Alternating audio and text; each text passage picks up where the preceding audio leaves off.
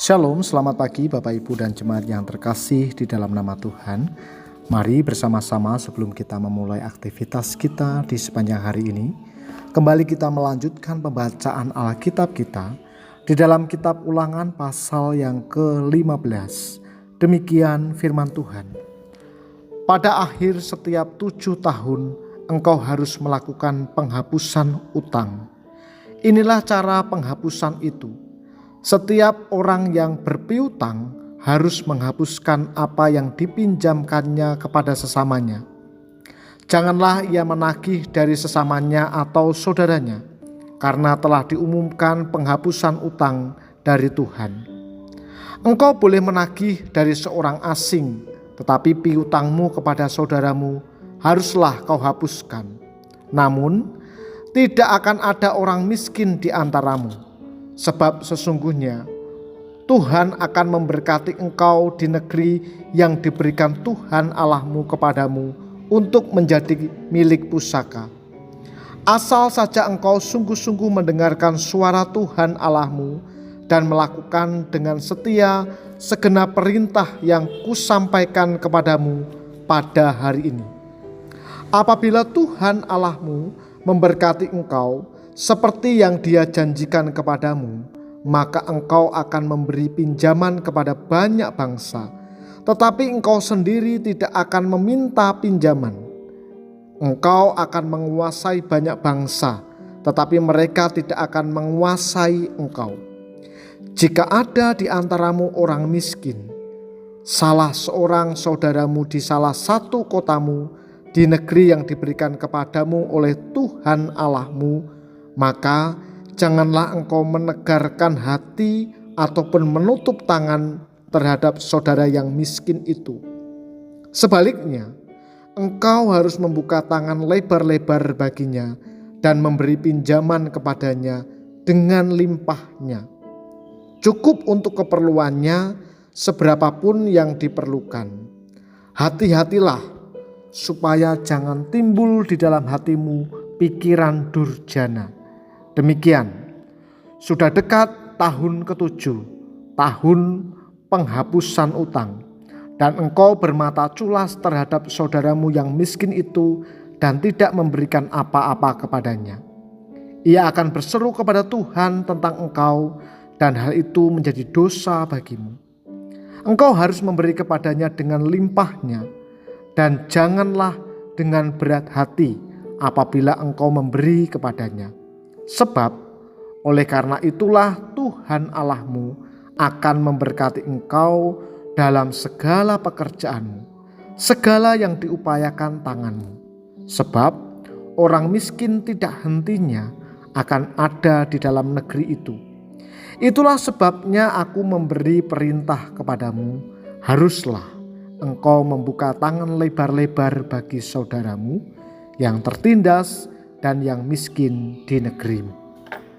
Apabila kepadamu dijual seorang saudaramu, baik laki-laki Ibrani atau perempuan Ibrani, ia akan bekerja kepadamu selama 6 tahun, dan pada tahun ke-7 engkau harus melepaskan dia sebagai orang merdeka. Apabila engkau melepaskan dia sebagai orang merdeka, janganlah melepaskan dia dengan tangan hampa. Engkau harus memberi bekal kepadanya dengan limpahnya dari kambing dombamu, dari tempat pengirikanmu dan tempat pemerasanmu, sesuai dengan berkat yang diberikan kepadamu oleh Tuhan Allahmu, haruslah kau berikan kepadanya. Haruslah kau ingat bahwa engkau pun dahulu budak di tanah Mesir, dan engkau ditebus Tuhan Allahmu. Itulah sebabnya aku memberi perintah ini kepadamu pada hari ini. Tetapi apabila dia berkata kepadamu, aku tidak mau keluar meninggalkan engkau, karena ia menyayangi engkau dan keluargamu, sebab baik keadaannya padamu, maka engkau harus mengambil sebuah alat tusuk dan menindik cuping telinganya pada pintu, sehingga ia menjadi budakmu untuk selamanya. Demikian juga kau berbuat kepada budakmu perempuan. Janganlah merasa berat hati apabila engkau melepaskan dia sebagai orang merdeka, Sebab selama 6 tahun ia telah bekerja kepadamu dengan bobot 2 kali upah buruh upahan. Maka Tuhan Allahmu akan memberkati engkau dalam segala sesuatu yang kau kerjakan. Segala anak sulung jantan yang lahir di antara lembu dan kambing dombamu haruslah kau kuduskan bagi Tuhan Allahmu. Janganlah bekerja memakai anak sulung lembumu, dan janganlah menggunting bulu anak sulung dombamu.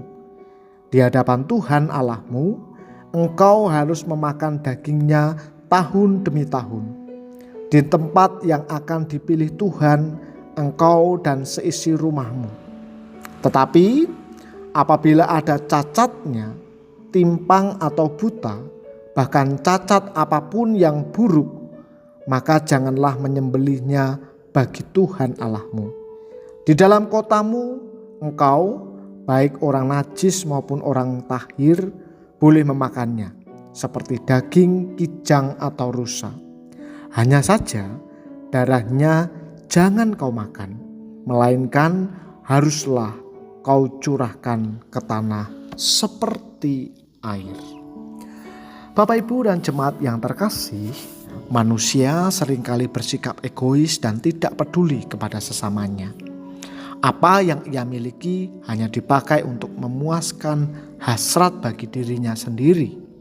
Bagi kita, pernahkah kita menyadari keberadaan orang-orang yang kekurangan yang mengharapkan uluran tangan kita?